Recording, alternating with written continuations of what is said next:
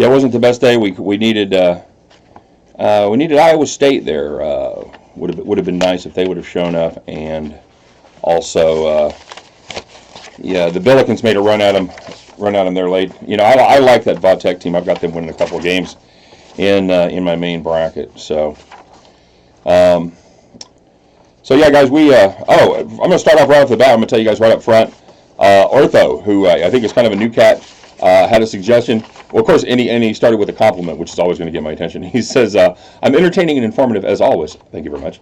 But he wanted to know if I can recap the Deep 3 at the end of the videos. So I will absolutely do that as we get done here doing the 8 games and a couple shout-outs. I will give a recap of the Deep 3. Probably, let's say with about 1 or 2 minutes left. How about that? Somewhere in that neighborhood. I'm sorry? Back up. What you gonna do now? Yeah, all right. Hey, it's live YouTube, everybody. We're doing it. So, all right. So what do we got? 500-600. Everybody here? No, I'm kidding. I just want to make sure we've got enough. So sorry about the late hour.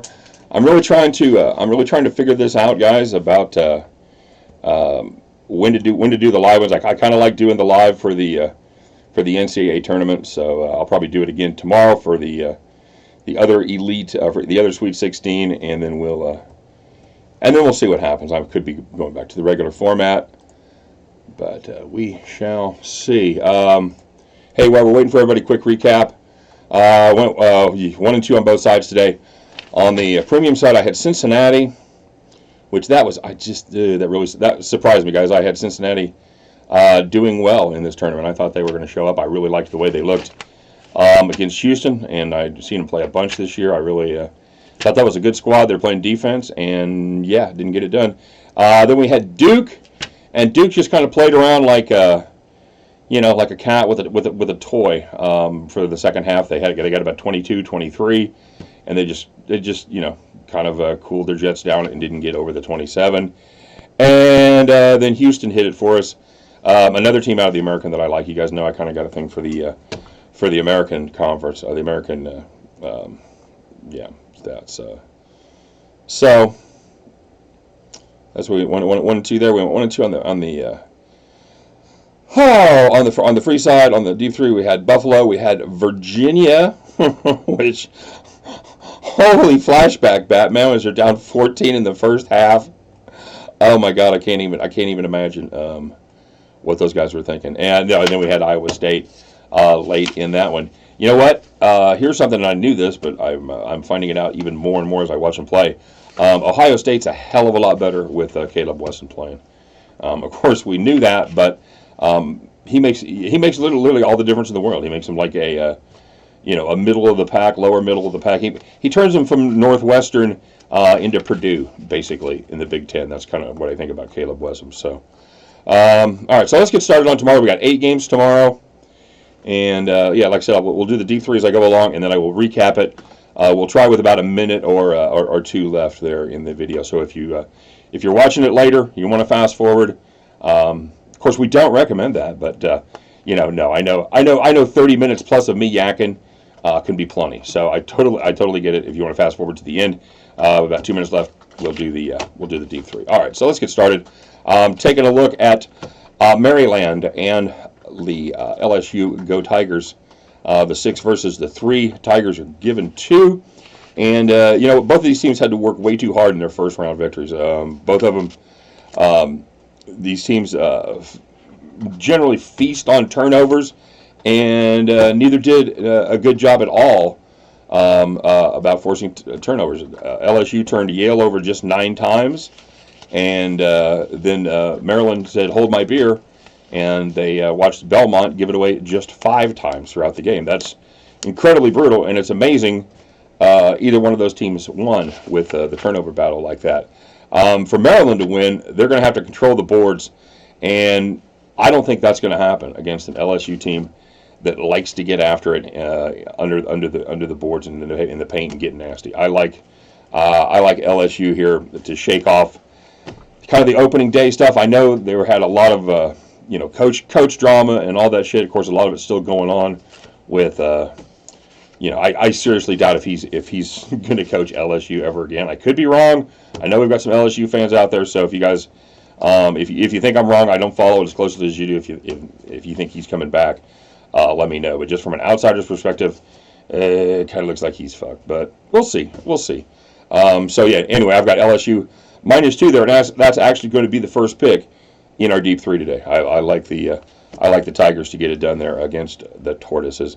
And our second game is Kentucky and Wofford. Wofford catching 5 and a hook from the Wildcats. That's a 7 versus 2 seed. Those seeds held in the first round. It looks like Kentucky's going to be without leading scorer P.J. Washington for the second straight game. The good news, they didn't need him at all, as they just put up an absolute curb stomping on a pretty decent Abilene Christian team. Tournament winner, regular season winner, and a team that actually, is not one of the little sisters of the poor. And now they get this Wofford team, and say what you want about the mid majors or even the low mids. These guys, they're getting it done. They've won 21 straight, and regardless of what conference you do that in, as the kids say, that's not nothing. They've won 21 straight. They've covered 8 in a row, and they've covered 12 of their last 13. Kentucky, as with most of these elite teams, they've got a lot of height, they've got a lot of length, and they dominate the boards, and then they'll beat up on these smaller teams on the glass. But for all of their strengths, Kentucky doesn't shoot the three particularly well, and they don't defend it particularly well. The Terriers are absolute gunners from downtown. They have shot 38% or better from deep in 12 of their last 14 games. All right, that's seriously getting it done there from beyond the arc. As long as they can do it again, as long as Kentucky continues to show the disinterest that they've shown throughout the season in really getting after the three-point shooters, if they let those guys shoot, I think they can keep it close. I'm going to go with Wofford here and take the 5.5.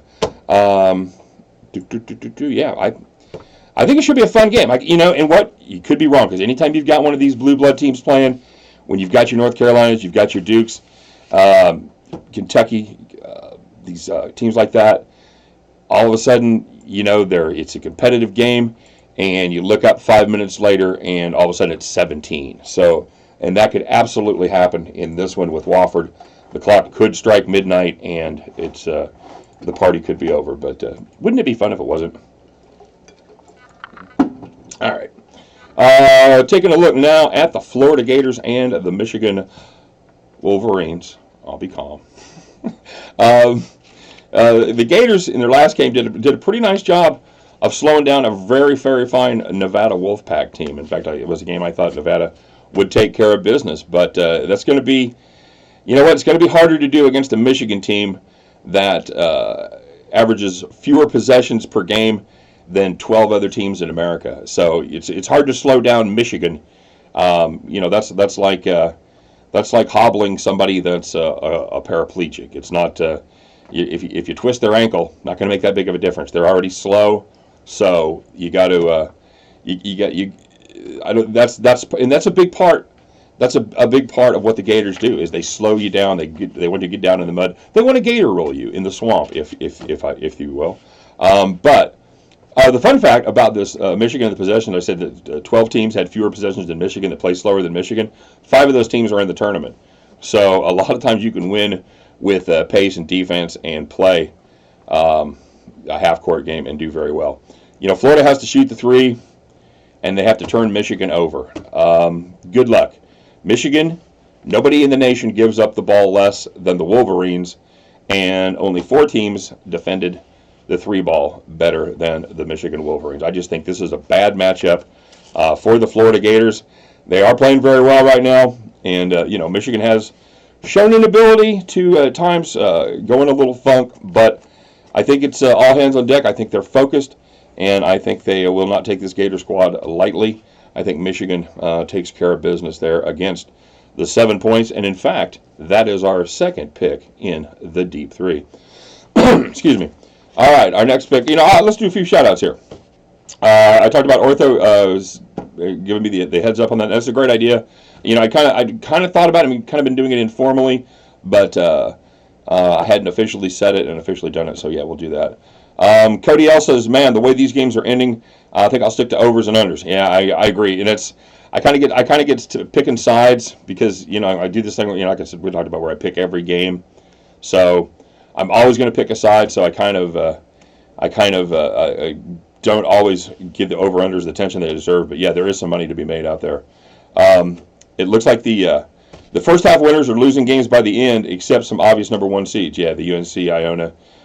He had unders at 166.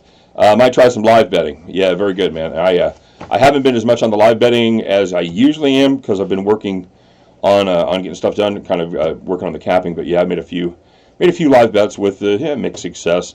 Kent P had Oregon. Good call, Ken. I was on that as well, my friend. He also had Vatag minus 10.5. That came in. Darcy F says, "I am in shock that Cincinnati didn't show up today." Yes, we briefly touched on that earlier. I am too. I expected big things from this Bearcat team, and I am stunned that they didn't show up. Awful second half defense and no scoring. Yeah, and you were absolutely right. And she says that they deserve to go home after that stinker. And yeah, they send them back to the place of that awful, dreadful Skyline chili. You are sentenced to have to eat nothing but Skyline chili at least once a day for the next 6 months, and then maybe after you're done getting off the toilet the next 3 months, then by the time next basketball season rolls around, you can think about what you've done. You horrible, horrible Bearcats. All right. Time Travelers Steve. He said they are not called the Ohio State for nothing. No, they did. They looked like the better team tonight against the Iowa State Cyclones. Time Traveler Steve, by the way, also had the Oklahoma Mississippi over 143. Well done there. So speaking of totals, nicely done. All right. All right, let's go on to the next contest here as we look at one of the three Florida schools, I think. Yeah, just three that are still in it. Yeah. As the Murray State Racers, the 12 seed, take on the Florida State Seminoles. It is a 12 versus 4 game, I believe. Is that right? Oh, yes. Oh, because Murray State beat the 5. Duh. Okay. Yeah, Murray State. Yeah, perhaps a little underseeded there, guys. After watching Murray State, what do you think? Hey, and I know we've got a lot of big basketball fans there, but I know we've got some people that don't watch a ton of basketball. So raise your hand if you knew who John Morant was 2 weeks ago. Anybody? Anybody know? Yeah, I know we got some people out there, but for a lot of the nation, he was an unknown, man, and he's a stud. Even though he plays for Murray State, he's 6'3", averages a double a game, and in fact, his last game he had the first triple double that they've had in the tournament. I think in 7 years. I think since 2012, 2013, they said, and against Marquette. So he's going to be a lottery pick. Most likely be a top 3, top 5 draft pick in the NBA. So. If for no other reason, even if you don't have any action on this game, check out the Murray State-Florida State game and watch John Morant play. He's the real deal. He's the truth, man. As far as our last game goes, Florida State was able to hold off Vermont by knocking down 31 of 37 from the line, and that really made all the difference in the world. Unlike those syrup chuggers, the Murray State Racers actually can grab a few rebounds. Florida State is playing very well, but again, this is all about matchups, and this one isn't a great matchup for what they do well against a Murray State team that is out there to see if the Cinderella slipper fits. I expect another tight battle here, and I'm going to take Murray State and grab myself 5 points, and we'll see how that goes. All right, let's go to the surprising Baylor Bears, the 9 seed versus everyone's All-American, the Gonzaga Bulldogs, the 1 seed. Bears had an amazing performance against Syracuse. Again, that was a game that we talked about. I thought the Qs would have a little more form. I thought the Bears were going to struggle with the Syracuse zone. Instead, it was the other way around, where the Qs were actually stymied by they were mostly playing a 2-3 amoeba, or they were playing an occasional matchup zone that the Bears played. It was different. They played it much better than I had seen them earlier in the year. They played, of course, as everybody does against K-State. They played a little bit of a 2-3, but they had more movement when the 2-3 when they played Syracuse yesterday. Anyway, the Bears were able to beat the Syracuse zone by going over the top. They shot a ridiculous 16 for 34 from three-point land, and this is basically twice what they do normally in a game. They averaged 7.8 trays per game for the rest of the season. But like I said, they made 16 out of 34 yesterday. I don't think that happens again. I think they're going to have to do the same kind of thing. They're going to have, and I think they're going to struggle to keep up with the Zags. Zags are laying 13 points, and I like that number. I know it's the first time Gonzaga's really played a real team, quote unquote, out of a big conference in a while. But they usually they're not strangers to those big numbers. They've gone and they've got some big wins. They beat Duke on their home court. Played tough against Tennessee. I think Gonzaga is going to have plenty for a middle of the pack team from the Big 12, the Baylor Bears. Give me Zags minus 13 is the number I've got on that. All right, do a couple more shout-outs here. We got Miguel and Nola, and away we go. He says he had Vatek under 126. I don't think, let me see if I still got that score up. And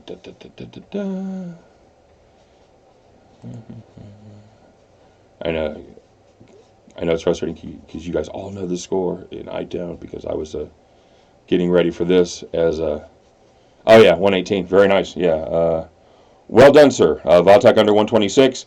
Had Buffalo, Texas Tech.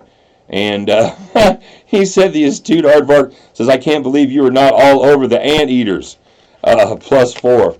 Yeah, we all should have been all over the Anteaters today. And the Anteaters prevail. Yeah, they did. They're a solid club. And I talked yesterday about, I was worried from the time I heard that one announced about that K-State matchup.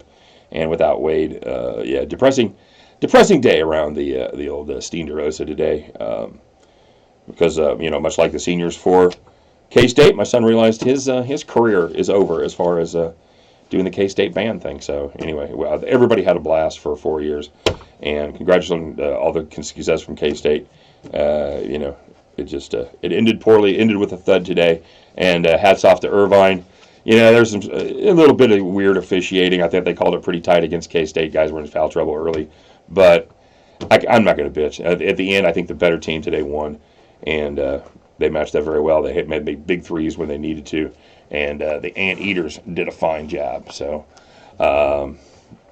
congratulations to everybody that got down on the Anteaters.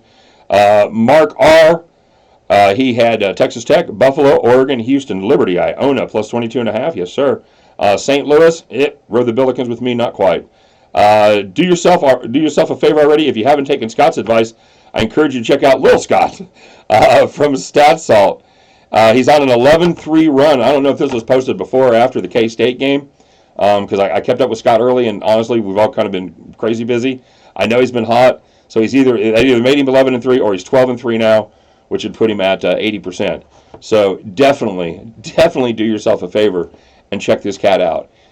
He's got a great way of giving the numbers without just droning on and on and on about it. He's engaging. He gives you a lot of information, a lot of stats. He usually runs down one game, and he'll do a little recap about where everything had, taking about 6-7 minutes. So he's in, he's out, he's surgical, and he's damn good. Like I said, I had him on my show a couple times, and I knew he was good. I didn't know he was this good. And, spoiler alert, probably not. But he's having a nice run, and he's doing a great job, and there's a lot of information. If you haven't done it, Scott's Selections, all right, over at Stat Salt on the YouTubes, all right. Scotty C, he had the Terriers and the Racers, +5, very nice. Florida for the win. LSU -2, says Legion of Picks. I know, brother, let's go. Catholic, who we call Catholic from here on out, by the way, and I know Catholic's checking out Scott's Picks as well. Nicely done, bud. Do I like Murray State? I do. I like the Racers, man. I love the Dogs this year. I like Wofford. I like Murray State. Yes, I do. I like them very much. John Smith, if that is your real name, he's got a parlay with the Cincinnati money line, the Washington money line, Ohio State +5.5, and Vatek -5.5. That, my friend, is what you call a 14 winner right there. Nice job, John. Joe Rich Ramirez, is that right? Okay. Had the Dogs have covered, but it stops tomorrow. I think there's I try to pick a good mix, man. Eliza K that's taking Duke in the first half in Virginia. Yeah, that's good. The Duke, I think they got it done in the first half, right? They played strong. They were good in the first half. I know Virginia was awful, down by 6 at halftime. Legion jumped on Iowa live bet. Can't wait until they can't wait until football to win. Yeah, no shit. Peach had Kentucky under 150 for tomorrow, and Michigan under 138 and a half. All right, very good. And Karen C says hi, everyone. Hey, Karen, long time no here. Thanks for checking in. John Smith says definitely knew who he was. Oh, so he jumped over that dude. Yeah, I don't get that one. You have to help me out. The guy you asked about if everybody knew him. Oh, yeah. Jamon. Yeah, okay. Yeah, he was very good. And again, I could be absolutely underestimating everybody out there. I'm thinking of like other people that watch YouTube videos, but I know I've got the smartest crowd out there. So of course you guys knew who he was, and that was insulting to even intimate that it was a possibility that you did not. So my apologies to all. I know you guys you watch a shit ton of basketball. Scotty C says take the points on Murray. Agreed, Scotty. Romeo says, sup, guys? What's up, Romeo? Nothing, man. We're just doing the late night thing. Joe Rich says he's got Gonzaga to cover. I do too, brother. Karen C says, go Irvine. Oh, Karen. They got my Cats today, but they look very good, man. And Irvine has made us some money here the last couple 3 weeks. We've been on them for a minute. And yeah, I like them. I got no hate for them. They played a good game today. They were solid. Pete says he likes Wofford, and he's looking at too many numbers. He likes Kentucky and Michigan, and not the under. All right, cool. All right, very good, guys. This is we're getting them in live, so very, very nice. And we will go on. See, this is always the fun part. This is what takes all the extra time as I try to figure out where I'm actually at. Okay, we talked about Gonzaga. All right, talked about the Zags. Moving on to another Big Ten battle as the Golden Gophers there. Another, not my alma mater, but a school that I briefly attended for about a year. At the U, as they call it. The number 10 seed takes on the Michigan State Spartans. Gophers catching 10. And I've got 2 bold predictions on this game. All right, you ready? This is a couple hot takes right here. Number 1, the Gophers will not be 11 from 27 from three-point land again. They will not make that many three-pointers. And my second bold prediction, the Spartans will not be 25 of 26 from the foul line. Okay, pretty controversial stuff, right? I've heard a lot of people talking about a lot of sharps and a lot of different shows and reading stuff about the lack of depth on the Minnesota side. However, what doesn't get discussed nearly as much, and it's weird, is Michigan State is just about as thin, if not thinner, since Ward isn't back to 100%. And Ward played just 10 minutes the last game, and every starter played 29 minutes or more, and their top 3 starters played either 38 or 39 minutes between all 3 of them did. So, you're going to have 2 teams that are pretty tired here. I think the Gophers, I went back and forth on this one. Part of me, I've got Michigan State in my main bracket. I've got Michigan State to win it all. So obviously I like the Spartans, but I don't know. The Minnesota team looked fired up. Michigan State beat the shit out of them last time I think they beat them by 24. So you can go one of 2 ways on those kind of things. You can go with that they're obviously the better team. It's going to happen again, or you throw out the results. You say one team's got revenge on their mind. They learned a little something, and maybe this time they can even keep it a little closer. So this was one of the harder ones for me. But I went ahead and I leaned with the Gophers. I think as long as they don't fall in love with the 3 like they did before. Now, if they're falling, obviously, you know how that is for the coach. No, yes. But if they fall in love with the 3, because they're not traditionally a 3-point shooting team. In fact, they make fewer threes than just about anybody in the country going into that last game. As long as they don't fall in love with it, if they're not falling. If they return to kind of the form that got them there, and was those late season wins, especially over Purdue, I think they can hang with them. I think they can. I'm not sure they can beat them. Certainly hope not. But I think the Gophers can keep it within 10. So give me those Gophers plus the 10 points and the third pick. And speaking of totals, it's funny you say that. I am For the deep three, I'm going to throw out the under 142 in that contest. I think you've got tired legs that are going to struggle to elevate on their shots. I think Minnesota, just because that's what you do, I think they're going to come out and see if they're still hot from three. I think you're going to have some dry trips as the legs just don't drive like they did in the first game. And I like the under 142 there quite a bit.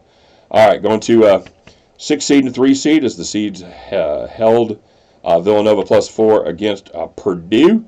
The Boilermakers got off to a hot start against ODU and then got to coast, while Nova had just about all it could handle against St. Mary's, and mainly because they struggled on the boards. And here's bad piece of news for Villanova: no one on the Gales team for St. Mary's was 7'3" Matt Harms, who is a Purdue player, by the way. So the Wildcats only shot 9 threes. That's kind of their MO, and they got away from it. They just shot 9. They were 5 of 9. But I think they're going to get back to it against the worst three-point defense in the Big Ten. I think that another game that Nova may not win, I think it could be 1 or 2 points, and they're at the end. But I think they keep it close. I think Nova. I think they get the 3-pointers cranked. I think they get the 3-pointers cranked up. And I think they keep this game close because they're gonna keep firing it, baby. Nova's gonna fire those three. I know they're going to. They're not gonna have as much success banging it inside with Harms in there, so they're gonna crank it up from outside, which is kind of their game, and I think that plays well into their hands. I like Nova +4. All right, let's do a few more shout-outs here. They had Mark R. Mark R. had Texas Tech, Buffalo, Oregon, Houston, Liberty, Iona +22.5. We did that one. Okay. Oh, here we are. Sorry, guys, live. The astute Aardvark said Texas Tech, Houston under, and he said, Miguel, for the record, please do not insult Aardvark Nation by comparing it to those toothless, lazy, non-burrowing, half-sized freeloaders. Bunch of cousin Eddies, I tell you, the whole lot of them. Nice game by them. Hope you got some grub. So, yes, do not, we learn something here all the time. Do not insult by comparing anteaters to aardvarks. Miguel Nola said anteaters have a poor sense of sight, but a keen sense of smell, regarded to be 40 times stronger than that of humans. I still sniffed him, and he says, for a small part of the pie, but don't sell Scott. Yeah. Very nice, Miguel. And we're learning a lot about the aardvarks and the anteaters. So, okay. So here's one I want to talk about. So I had a guy. I assume it's a guy. Could be a lovely young lady. But who said that they were under Lancaster Donuts, and they said, number one, they asked me if I get paid for this, or if I'm just doing a little comedy skit show, a wannabe comedy skit show. So, and then he said that everybody knows that all of the, oh God, what did he say? I thought we were going to write this down, and we didn't, because I wanted, the truest lines. All the sharps know that the truest lines are right before the game starts. Okay, so let's take this in order. First of all, yes, I get paid for this. I wanted to have a 16-hour hobby, but they insisted on giving me money. So yes, I do get paid to do this. It's sometimes, much like you, it's hard to believe for me too, because I have the best job in the world and I love it. So yes, thanks for checking in though. But anytime that you would like to send me some extra money, that'd be great. So you can DM me, and I'll send you my Venmo. I'll send you my PayPal. I'll make it easier for you. So if you're feeling bad. Secondly, truest line isn't a thing. Okay, that's not a thing. Truest line. All the sharps know. If I can correct you here, Lancaster Donuts, all the sharps know that truest line is not actually a thing. If you're talking about the best line, then that is certainly not the case, unless it is. Because what sharps look for, the best line for sharps is when it is at its maximum value. All right? All the sharps know that the time to get the line is before the public does, when there is still value. So, yeah, that's if you're trying to troll me or insult me, you're going to have to do better. I mean, you call me my wannabe skit show, my comedy skit show. So that's and I've talked before. I'm not for everybody. I'm not. I call myself the kombucha of I call myself the kombucha of internet of YouTube cappers. All right, because a lot of people, they say kombucha, that's like the greatest thing. It makes you feel healthy and great, and you love kombucha. And a lot of people, like myself, I think kombucha tastes like somebody put cocoa powder in dog piss and then stirred it up and threw an onion in there. It's dreadful, and I couldn't hate it more. And I know that sometimes I'm in the kombucha for a lot of you out there. So I'm not everybody's cup of kombucha. Thanks for checking in, Lancaster Donuts. And just a quick aside, I went over to see what other kind of wisdom that you had on your page and that your followers had, and you didn't have any. So sorry, bud. You missed an opportunity. I was going to come over and check out your site, but anyway. So that's that. So I want to talk about that. And by the way, hey, speaking of premium picks, we've opened it back up. So if you wanted to get my premium stuff for the end of the tournament and for the baseball season, which I love doing baseball, dude. That's probably my favorite sport to cap. I'm a huge baseball guy, and we're going to talk about this more because I know we're in the middle of basketball season now. But if you're not betting baseball, you're missing out on an opportunity, and that's what actual sharps know. Most of these guys that are serious bettors make most of their money from baseball. Bet you didn't know that, did you? Absolutely true. All right, we're going to do the. We're going to do a few more shout-outs here. Pip had Murray State plus 3.5. He had Bradley plus 19. Yale plus 7. Had Minnesota Belmont plus 3. Baylor, Wofford, Villanova in the first half under 59. Excuse me. Go to Yale. He had the Florida Nevada under. Oh, this is from yesterday. Yeah, that's from, okay. So we make it through. We make it through. We got a few more. Okay. Oh. Should have turned the page over. Johnny D said, I love the live videos. Lay down some more parlays. Make things interesting. Johnny, if you've been with us a while, you know I'm not a massive fan of the parlays. I will occasionally. My only exception is if you're sure of a result, you want to play the parlay kind of the same way. Like if you think that that Michigan State's going to win, but for them to win, it's got to be a low scoring game, and you want to attach the under to it. Yeah, I'm okay with that, but. Yeah, you'll just have to build your own parlays based on the picks that I throw out there, brothers. There's there's the comment from Lancaster Donuts. That's why I couldn't find it. C-Dub had him some footy today, man. He got down on Iceland, Luxembourg. He had the Luxembourg money line, of course, and he also had a 3-teamer with England, France, and Portugal. Said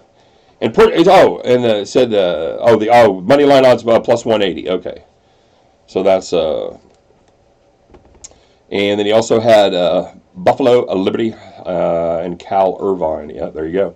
Little Taco said he had Denver, OKC. Said they need this win. Yeah, they do. Paul George will score more than 19, and in ADDD he scored 28. And the Nets as well. CBB said Houston and OKC. Borno had UC Irvine, said wearing his Badger hat at work today. But taking Oregon. Bet with your head, not with your heart. Yeah, absolutely, dude. I totally agree. And sure missed on the Cincinnati game, and I will change that to didn't we? Yes, we did, sir. You and me, brother. We rode the Bearcats into hell, and that did not go out. It did not go well for us. Eric T said he's on UC Irvine as well. Yeah, that was a popular pick. A lot of people were on it. They knew that Wade was out, and they knew that UC Irvine was criminally underseeded. Buster H doesn't know how they look so good against Houston, but lay an egg against a horrible Iowa team. Oh, dude, yeah, don't even get me continuing. Like I said, every once in a while, these 18 or 19-year-old kids are going to do shit we don't want them to do, and they're going to disappoint us. Borno, they're talking to Borno, so I thought Hap would show up at the Big Ten tournament, and he did not. Very disappointing place. He's playing in Chicago, where he wanted to play so bad. Yeah, you're absolutely right, Buster. A little taco to everyone who thought Gonzaga wouldn't cover today. He said because of them, I made a 3-teamer, and I know it. I know we don't have the amount, but I remember reading the comment. I think it was $1,200. So good hit, a little taco. That'll buy you some big tacos right there, brother. And Phil says I prefer first half covers for the first seed teams because I feel they save more at the end and can clear the bench. Clear some of the dog crawlbacks when the favorites have already won the game. Yeah, that's absolutely the danger. If you're going to cover a big number, you got to get out in front of it early. If you're chasing like we were with Duke in the second half, or even Virginia, who got close at one point, if you're waiting for them to do their thing and make a big run to get up and over the number, most times that's not going to work out. You've got to get them. You've got to get them on top of that number, and then back into it. So yeah, if you're going to take them big, it's probably a better play to play the first half. I agree with you right there, man. With a few exceptions, like but even like the big ones where they came back, like Virginia, North Carolina, they didn't get back all the way, so they didn't get up and over the number, even though they got close. And Romeo Seymour says Gonzaga all the way. I don't hate that pick at all, my friend. I think there's a very good chance that could come in as well. Romeo says, good call on Bradley. Irvine. Karen says, Irvine's my Cinderella team. You could do a lot worse for Cinderella right there, Karen. Legion picks at Oregon Ducks to the Sweet 16, possibly Elite 8. I think I got them. I think I've got them going to the 16. I like the Ducks, and you can't get too in love with recent performances. You've got to find that sweet spot. You can't fall to recency bias. You can't fall in love with the last game. Having said that, I thought Oregon's just been an absolute terror lately, and and nothing I saw today would tend to take that away. So here's my problem, guys: is I have lost my computer screen. I'm still on, but for some reason I can't see my screen. So I promised I would recap the Deep 3 because I've got a bunch of picks for tomorrow. John Smith says it's not his real name. My man. Karen said Wofford wins or just covers. You know what? I think they cover for sure, Karen. If you wanted to take a little sprinkle on the money line, I haven't looked at it, but I'm going to guess it's somewhere in the 180, 160 range, something like that probably. Like I said, if I don't have for some reason my screen has died. But, I wouldn't hate that bet. I think there's a very good chance